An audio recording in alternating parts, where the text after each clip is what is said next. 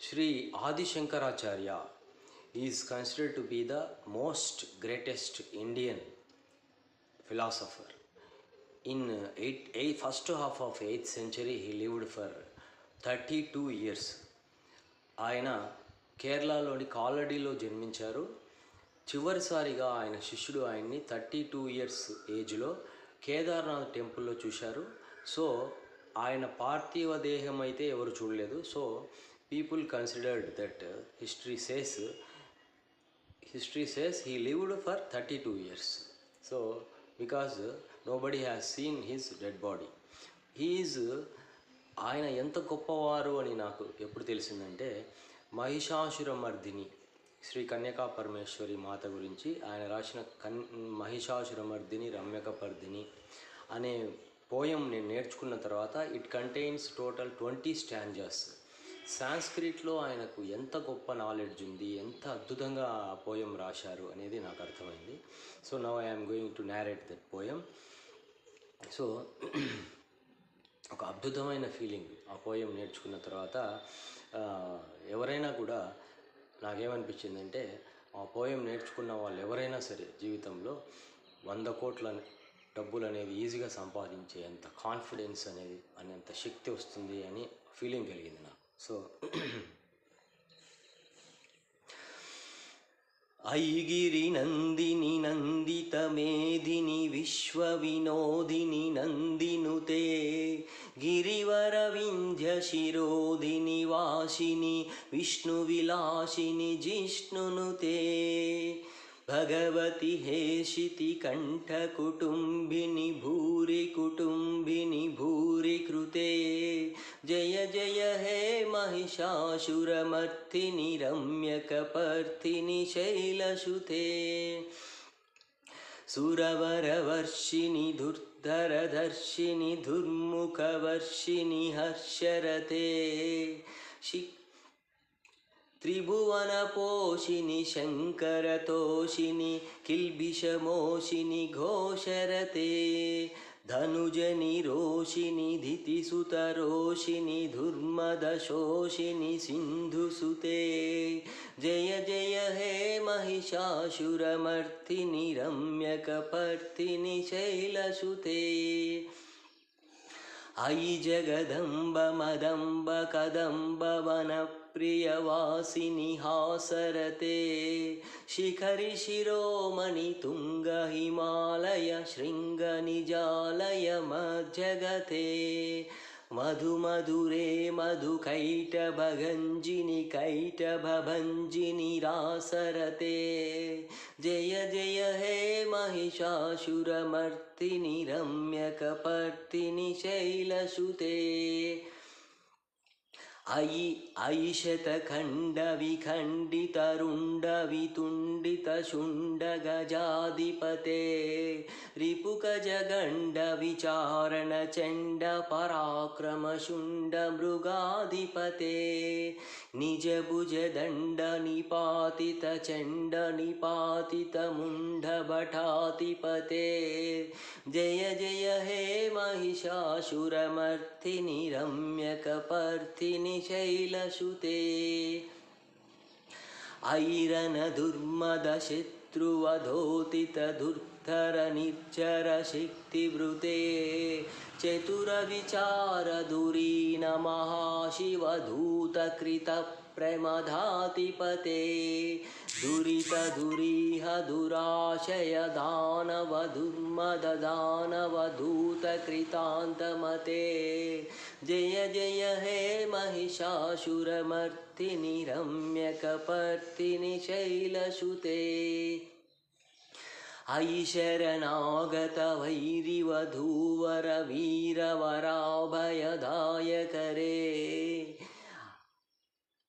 I శరణాగత వైరివధూవర వీరవరాభయదాయకరే त्रिभुवनमस्तकशूलविरोधि शिरोधि कृतामलशूलकरे धुमि धुमि तामरदुन्दुबिनादमहो मुखरीकृततिग्मकरे जय जय हे महिषासुरमर्दिनि रम्यकपर्दिनि शैलसुते अयि निजहुं कृतिमात्र निराकृत धूम्रविलोचन धूम्रशते समरविशोषित शोणित बीज समुद्भव शोणित बीजलते निज निज शुंभ शिव शिव शुंभ निशुंभ महाहव तत्पर शिव शिव शुंभ निशुंभ महाहव परभूतपिशाचरते जय जय हे महिषासुरमर्दिनि रम्यकपर्दिनि शैलसुते धनरनुसङ्गरनक्षणसङ्गपरिस्फुरदङ्गनटत्कटके कनकपिशङ्गपृषत्कनिशङ्गरसद्भटशृङ्गहतावटुके कृतचतुरङ्गबलक्षतिरङ्गघटद्बहुरङ्गरटद्भटके जय जय हे महिषासुरमर्दिनि रम्यकपर्दिनि शैलसुते जय जय जप्य जये जय शब्दपरस्तुति तत्तर विश्वनुते घन घन झिं झिमि झिं कृतनूपुर सिञ्चित मोहित भूतपते नटित नटार्थ नटी नटनायक नाटित नाट्य सुगानरते जय जय हे महिषासुरमर्दिनि रम्यकपर्दिनि शैलसुते शैलसुते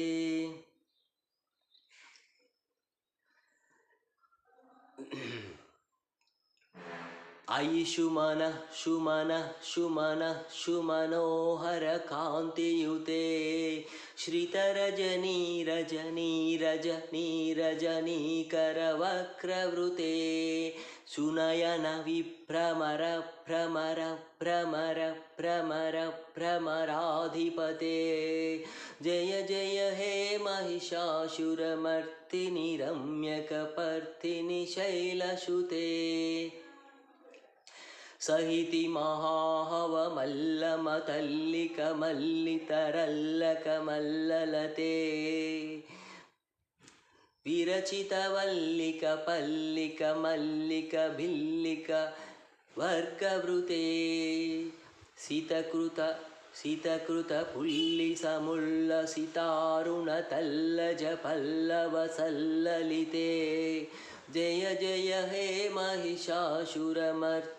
रम्यकपर्दिनि शैलसुते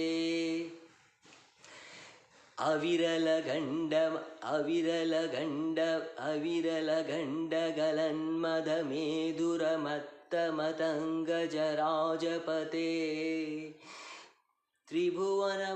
त्रिभुवनभूषण भूतकलानिधिरूपपयोनिधिराजसुते अयि सुदती जनलालसमानसमोहन मन्मदराजसुते जय जय हे महिषासुरमर्दिनि रम्यकपर्दिनि शैलसुते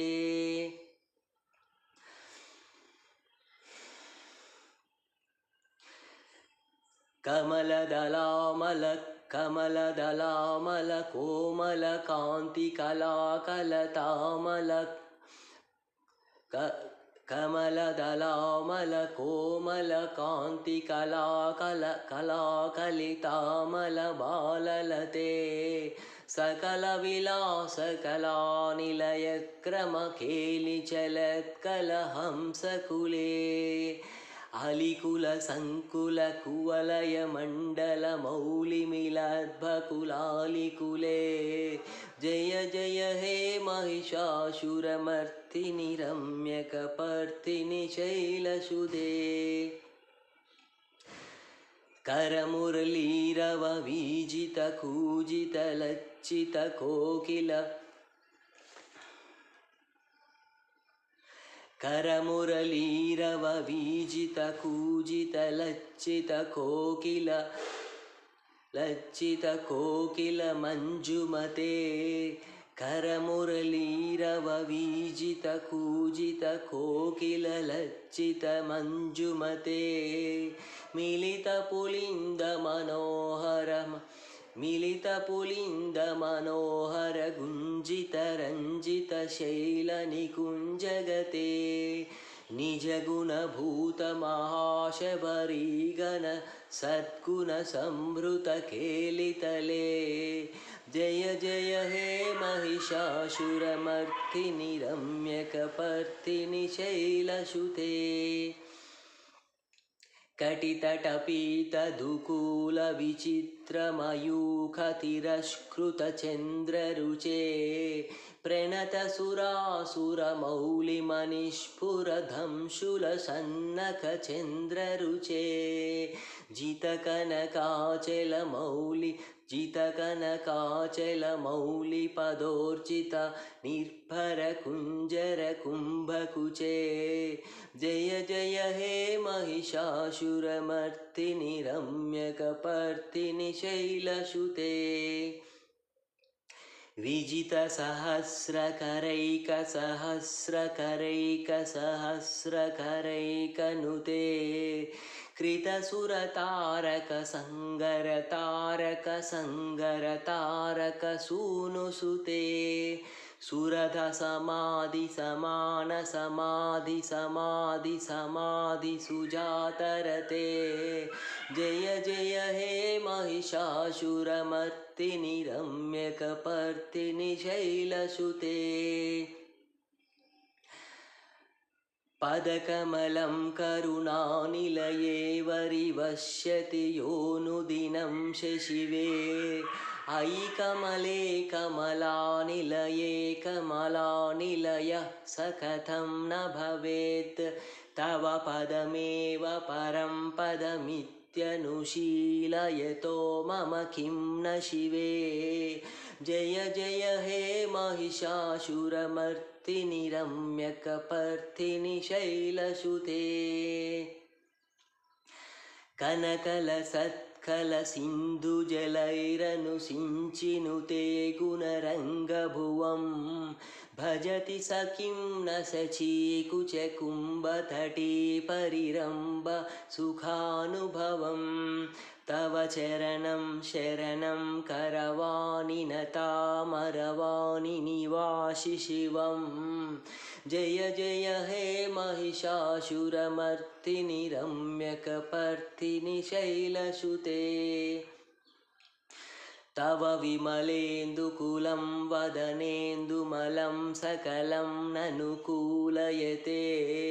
किमु पुरुहूतपुरीन्दुमुखी सुमुखी बिरसौ विमुखी क्रियते मम तु मतं शिवनामथने भवती कृपया किमुत क्रियते जय जय हे महिषासुरमर्दिनि रम्यकपर्दिनि शैलसुते अयि मयि दीनदयालुदया कृपयैव त्वया भवितव्यमुमे अयि जगतो जननी कृपयासि यथासि तथानुभिधासि रते यदुचितमत्र भवत्युररीकुरुता दुरुतापमपाकुरते जय जय हे महिषासुरमर्दिनि रम्यकपर्दिनि शैलसुते. So whatever we learn at the age of school and school age or college age, that knowledge gives us gives us a job to earn money. But after starting earning money also, if you keep learning these type of things, this is an exercise for our mind. మేధస్సు పెరిగేదానికి మనకు it acts an exercise. So always keep learning every day. It keeps you young, energetic and more and more knowledge. So thank you.